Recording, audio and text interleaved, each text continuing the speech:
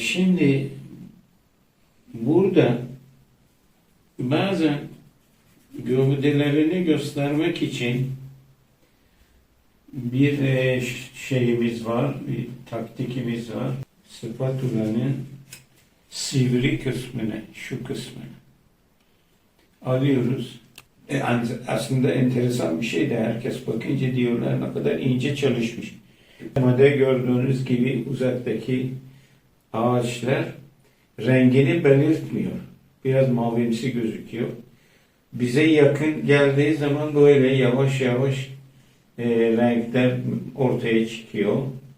Ve ondan sonra ağaç çeşitleri var. İnşallah gelecek modülde ya gelecek seferde onları göstereceğim size. Merhaba sevgili izleyicilerim. Bu seferki çalışmalarımız enteresan bir şeydir. Yani bir çalışmadır. Ağaçlar üzerinde 3. modül olarak başlıyoruz. 1-2 modül bitmiş. Bu 3. modül ağaçlar, çalılar, çırpılardır. Ve dolayısıyla siz beni takip edin. Mutlaka ki güzel şeyler öğrenebilirsiniz. Aslında bu sistem gayet kolay bir sistem. Her zaman söylediğim gibi yeni bir tabloyu başlarken mutlaka gökyüzü vardır. Ve isterseniz tepe falan bir şeyler koyabilirsiniz, kısa dağlar. Ve dolayısıyla bunlar devamlı tekrarlanıyor. Bulutlar var, gökyüzü var ve mutlaka onların bir antrenman oluyor sizin için. Şimdi yarı bulutlu bir hava tasarlıyoruz ve yarı bulutlu daha önce görmüştünüz. Çok detaylara girmeden bu çabuk bize şey yapıyor yani devamını getiriyor. Bazı kısımları söylediğim gibi bazı kısımları mavi, bazı kısımları beyaz bırakıyoruz. O beyazlar bizim bulutlarımızdır aslında.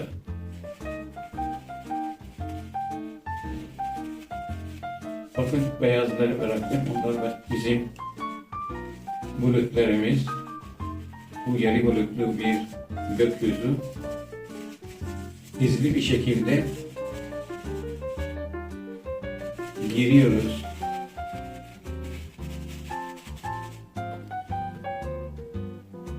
Sevgili arkadaşlarım, ben daha önce bu tuvale liquid white sürmüşüm ve bu hazır vaziyette çalışmak içindir.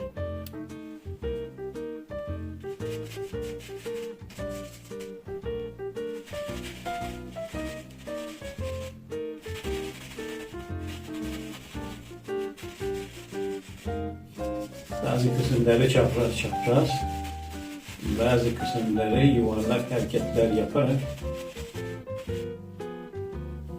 kullandığımız renk Phthalo Blue ya Phthalo Blue'dur. Üzerinde Phthalo Blue yazıyor ama söyleyişi Phthalo Blue'dur.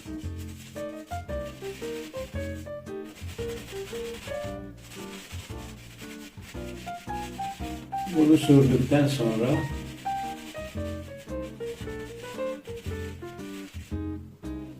harmanlama söz konusu. Harmanlama mutlaka yapmamız gerekiyor. Çünkü boyaları dağıtıyor ve yumuşak bir şekilde izin veriyor. Daha çalışıyor, daha güzel hareketler. Şimdi geniş fırçamızı alıyoruz. 5 santim fırçamızı alıyoruz. İlk beyazlar içinde harmanlama oluyor. Sonra renkli kısımlarda. O zaman ben beyazların içindekini harmanlıyorum. Sonra işim bitince renkli kısımları harmanlıyorum.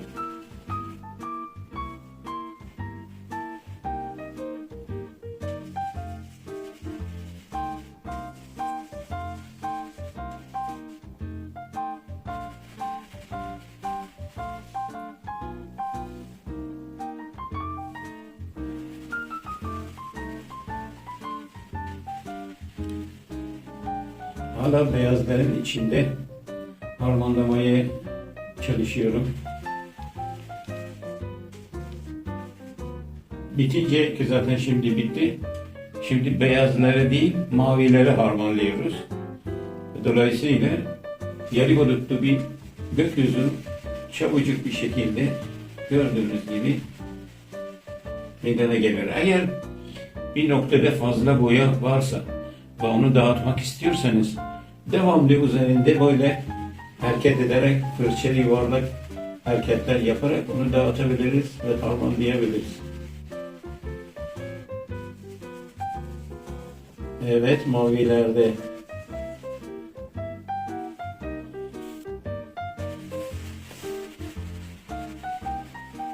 fırçanın köşesiyle mavileri harmanlıyoruz.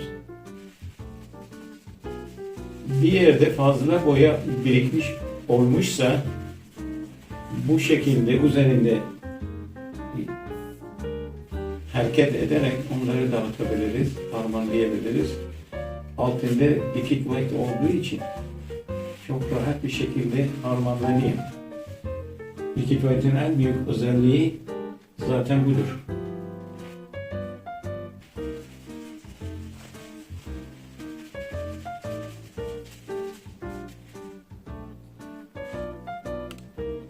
Şimdi daha ilginç bir şekilde olsun diye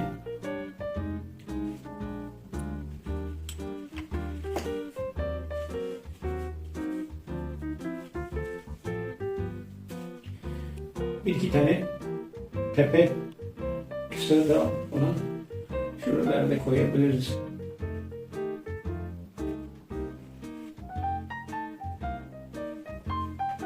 Bunları daha önce de görmüştük.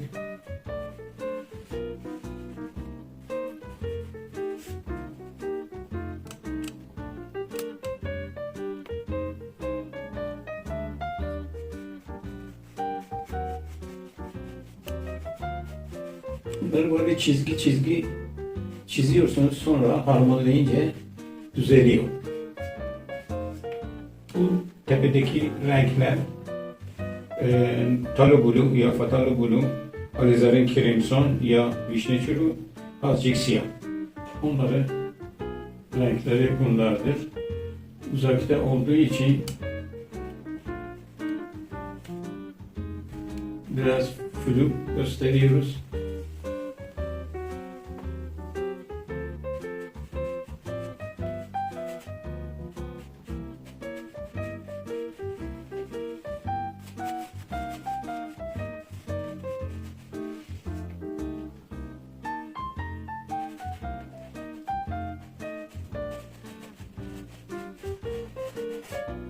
İki buçuk santim, 1,5 santim ya 1,5 inç fırçayı alarak bunları boyalarını dağıtıyoruz.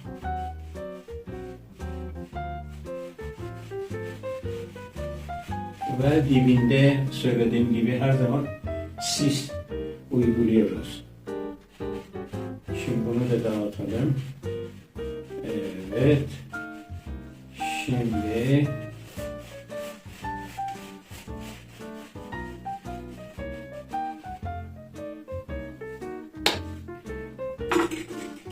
çizim sırasında baktığınız bir renk eksik veya çok, onları düzeltebilirsiniz.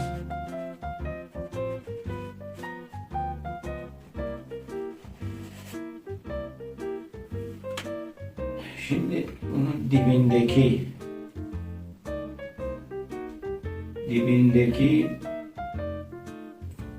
sis, ki önemli bir şeydi, sisi veriyoruz. Sis açık buluttur. Ya likit white ya beyaz boyayla bunları çiziyoruz.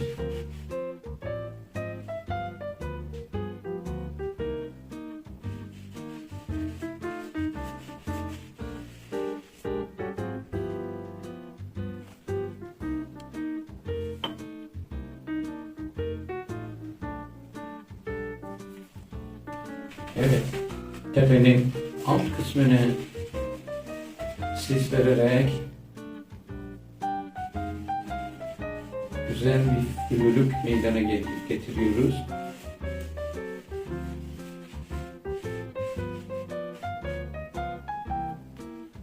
Eğer ki eksik bir boya veya şeyi tahmin ediyorsanız yeniden bunu yapabilirsiniz.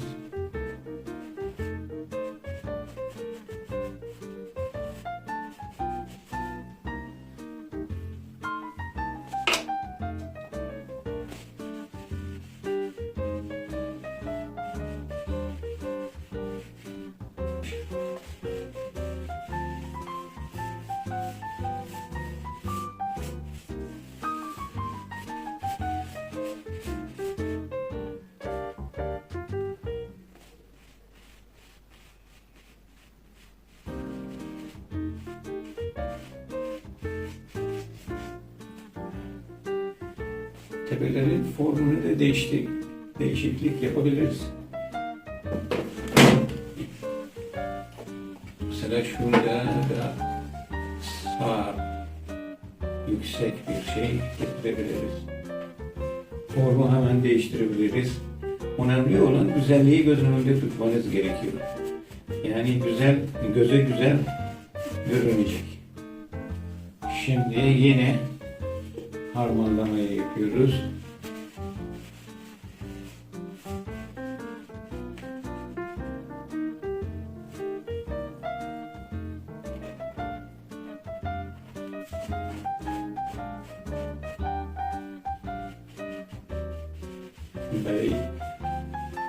Şimdi şu taraftan işi göz önünde tutarak buradan da biz şey veriyoruz. Işık vererek.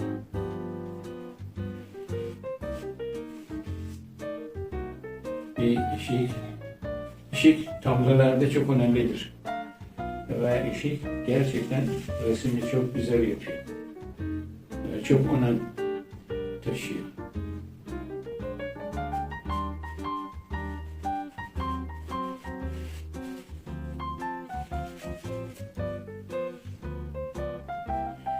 Şu zirveyi yaptık. Şimdi şurası sıra. Bunu ışık vererek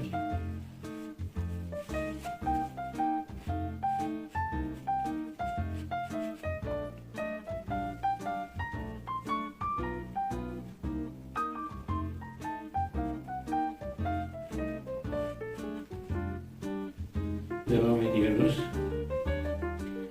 Şurada da ufak bir şey alıyor, ışık alıyor.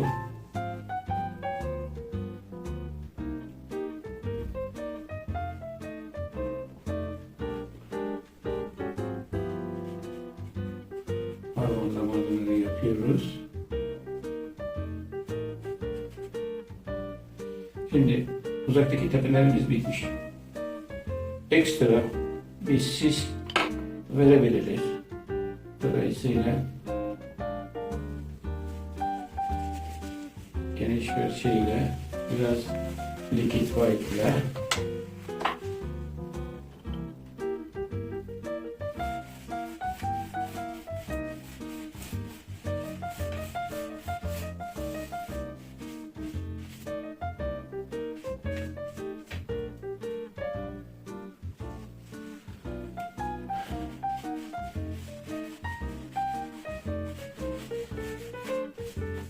şimdi nasıl size söylediğim uzaktaki herhangi bir şeyi, nesneyi uzaklığını göstermek için onu biraz mavi görünüyor. Uzaktaki bütün şeyler mavi görünüyor.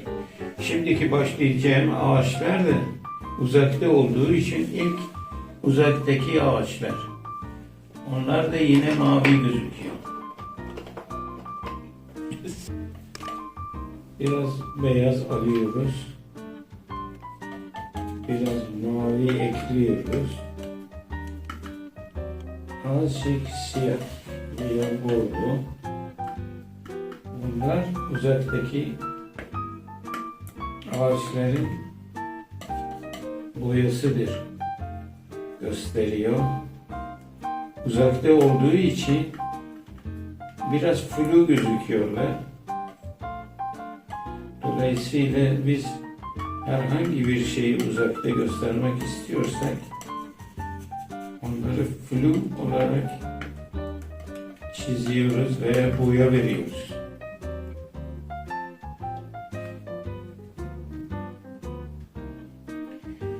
Onun için uygun bir girimsi, gri mavi bir boya meydana getiriyoruz ve uzaktaki ağaçlarımız çok basit bir şekilde uygun fırça alarak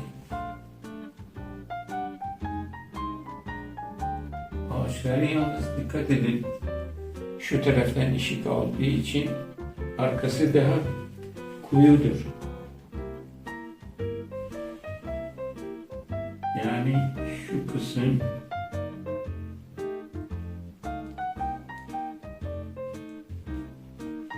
kuyu, şu taraf ışık aldığı için daha açık.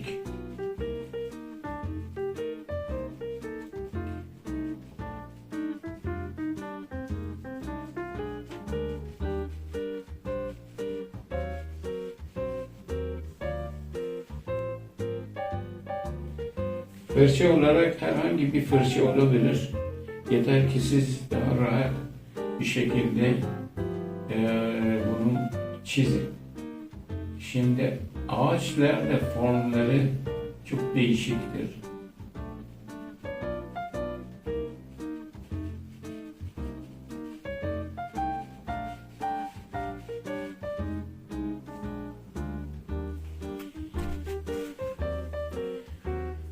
Şimdi çamlar veya serve ağaçları genellikle daha koyu gözüküyorlar çünkü onlardan ışık geçirmez, yani ışık gitmiyor, yansıtmıyor. Dolayısıyla onları çizerken biraz daha koyu bir renkle çiziyoruz.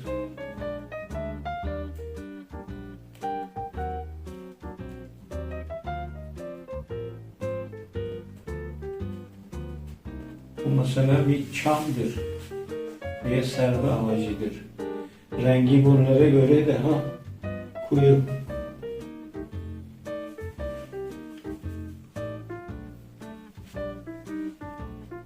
Şimdi ortadaki şeylere biraz sonra başlayacağız. Nasıl oluyor? Şu anda peki teferruatla girmiyoruz. Yalnız ağaçların silüetini gösteriyoruz.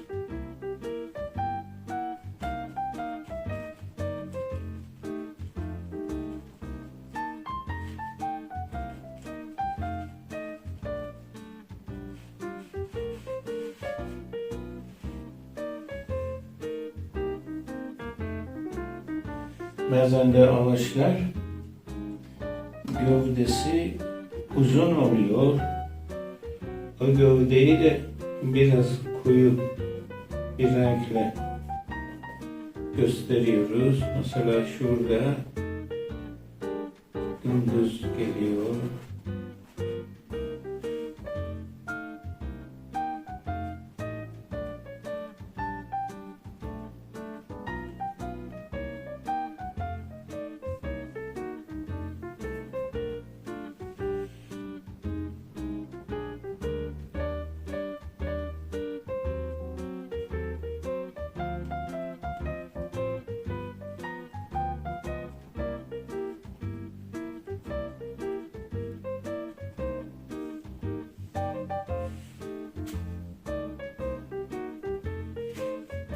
Devam ediyoruz.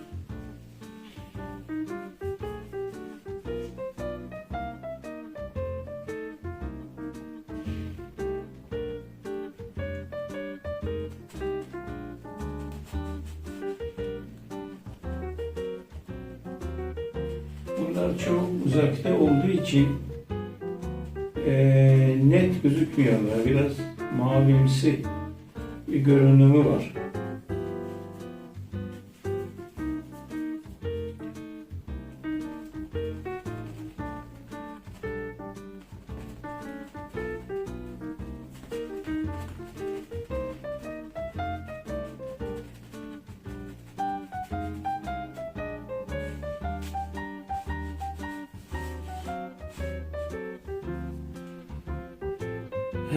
Şimdi burada bazen gövdelerini göstermek için bir şeyimiz var, bir taktikimiz var. Önemli olan o, çok önemli. Şimdi göreceksiniz.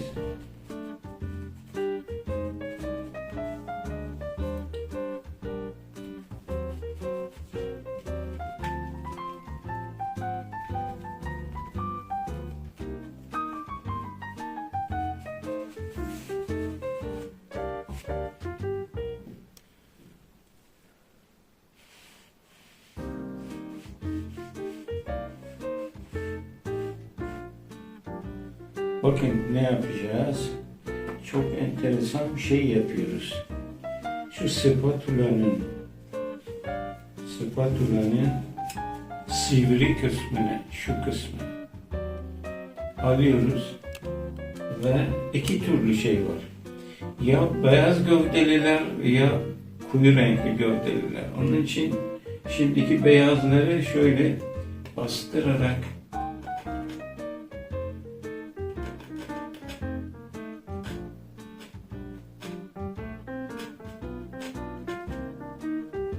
gövdesini belirtiyoruz. Şurada da öyle.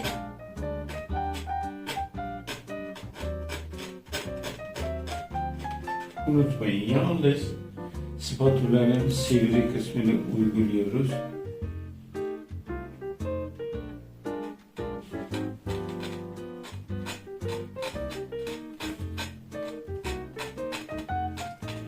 Altta liquid white ve beyaz olduğu için ortaya çıkıyor.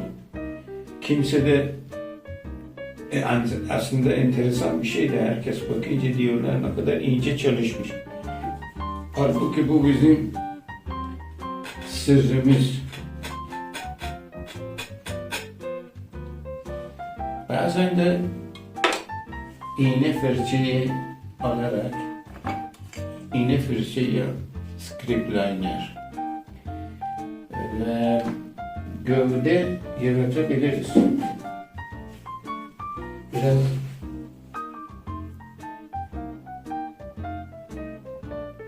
Biraz mavi, biraz siyah, biraz kahverengi.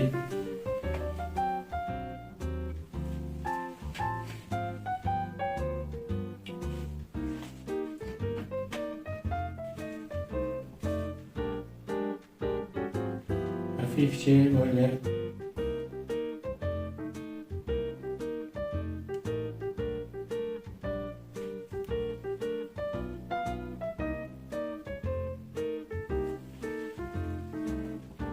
ağaçların gövdesini belirtebiliriz.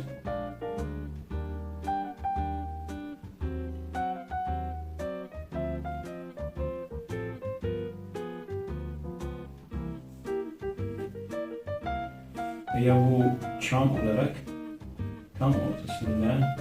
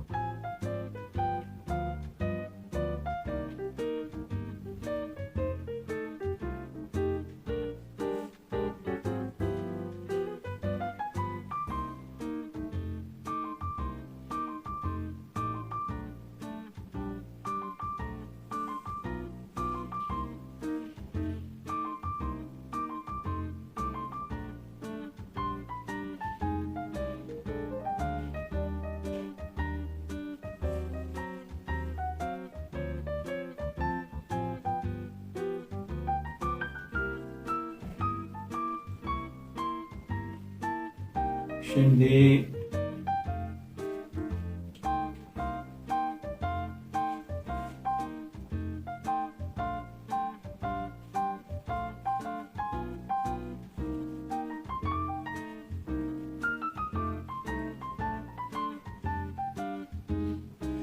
Bunu devam ediyoruz. Bunlar bizden uzak olduğu için peki şarp gözükmüyor.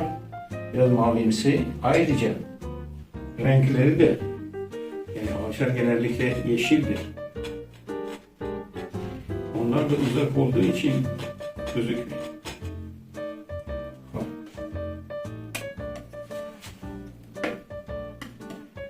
Ağaçların ikinci aşamasını şuralardan başlayacağım. Bunlar eskiye göre daha bize yakın. Daha bize yakın olduğu için biraz yeşilleri gösteriyor.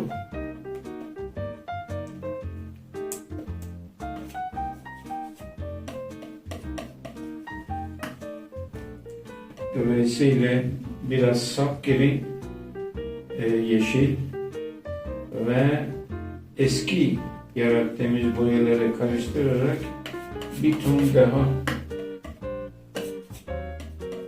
arkaya göre bir ton daha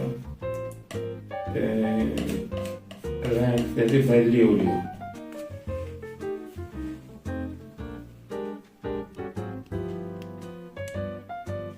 Şimdi bir aşama ona doğru, yani bize doğru geldiğimiz zaman yavaş yavaş ağaçların renkleri belli oluyor. Onun için biraz sapgiri ve siyah ve crimson ve maviyi karıştırarak özel bir renk yaratıyoruz. Zannedelim ki mesela şuralardayız.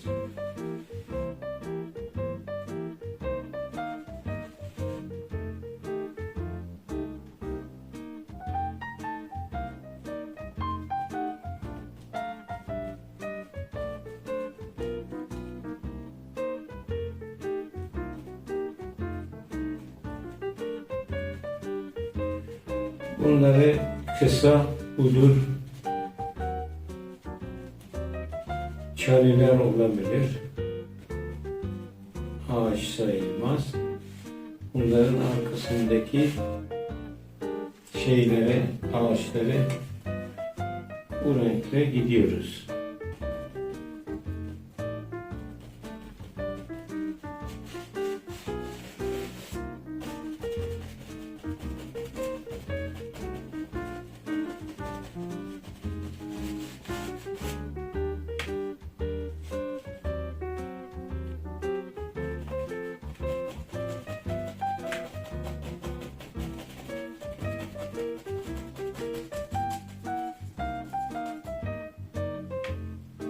Evet. Şimdi herhangi bir ağaç koyarsak rengi bu şekilde olacak. Yani tam yeşil değil de yeşille mavi arasında bir renk. Yeşil, mavi, crimson, siyah. Bakın burada mesela bir çam yapmak istiyoruz. İlk spatula ile gövdesini yapıyoruz.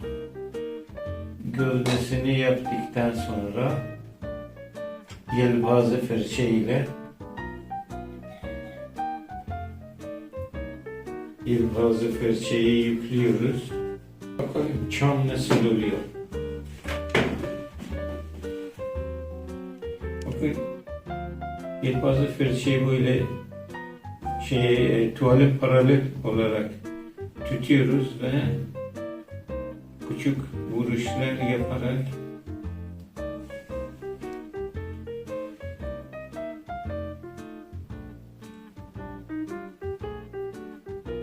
söylediğim gibi bu serve ağaçları ve çamlar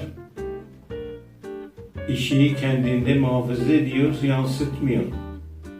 Dolayısıyla koyu gözüküyorlar.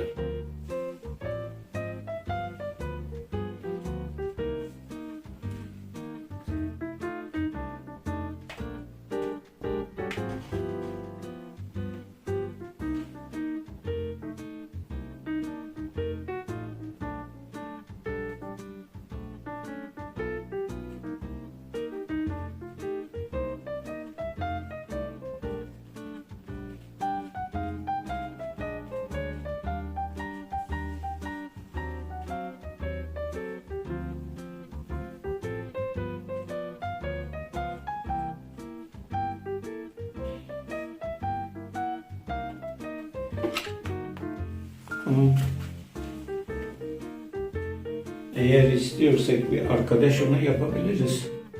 Yalnız kalmasın diye.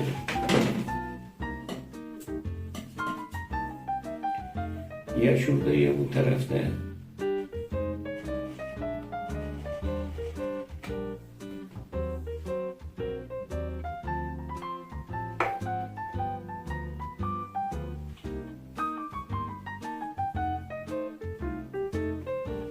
Yine aynı şekilde fırçayı paralel tutuyoruz tuvale. Küçük vuruşlar yaparak. Çok bastırmayın çünkü geniş oluyor.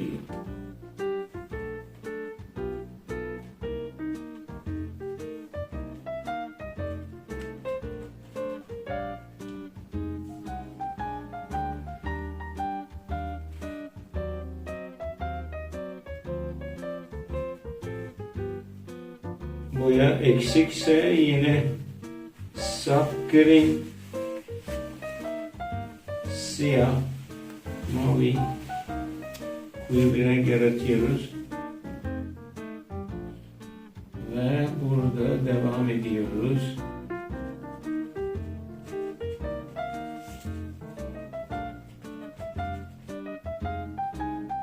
Bazen masada bir çam yaratabiliriz. Yani serve ağacı değil de daha gövdesi yukarıya giden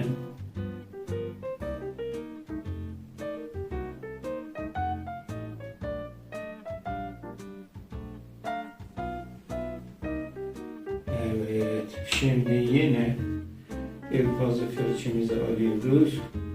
Boya yüklüyoruz.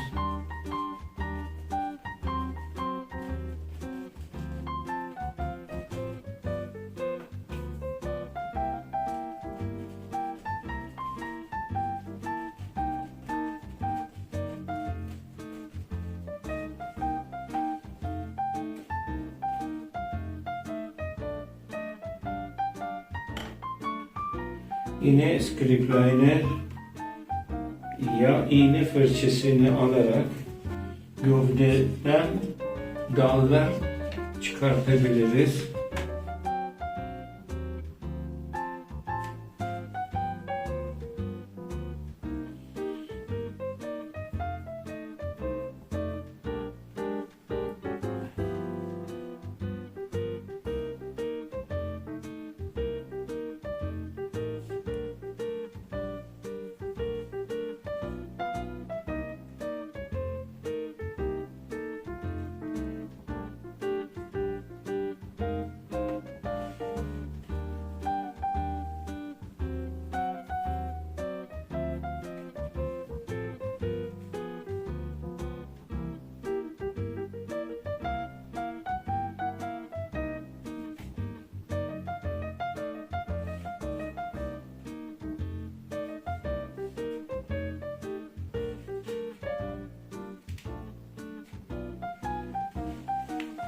Her zaman ağacının şeklini, formunu değiştirebilirsiniz.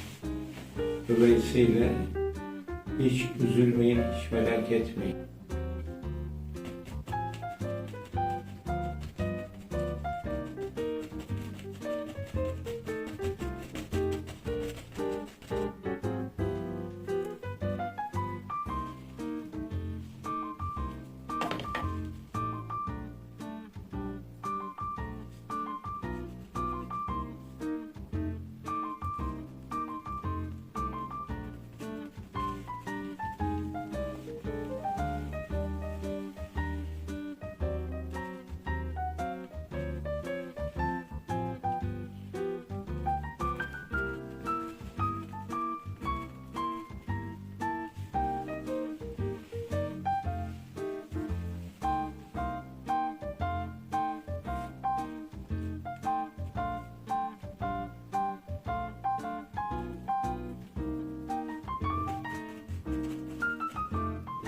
Bir de serv ağaçları, onlar da çama benziyor ama çok sıkıdır. Bakın.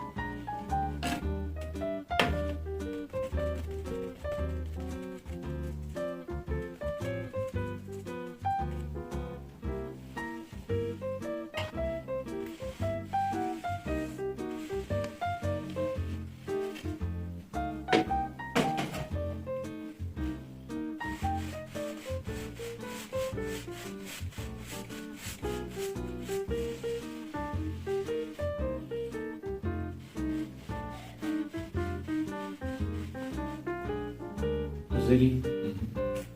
Yine bu şeyle, spatula ile bakın bu şekilde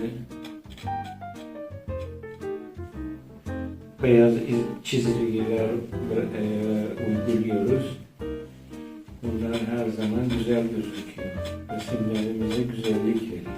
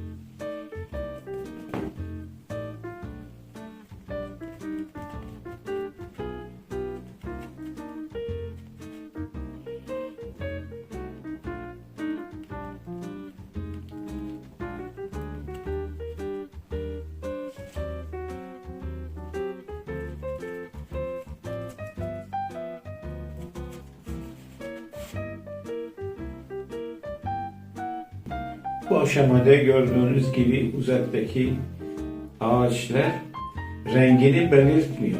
Biraz mavimsi gözüküyor. Bize yakın geldiği zaman böyle yavaş yavaş renkler ortaya çıkıyor. Ve ondan sonra ağaç çeşitleri var. İnşallah gelecek modülde ya gelecek seferde onları göstereceğim size. Kendinize iyi bakın, hoşça kalın.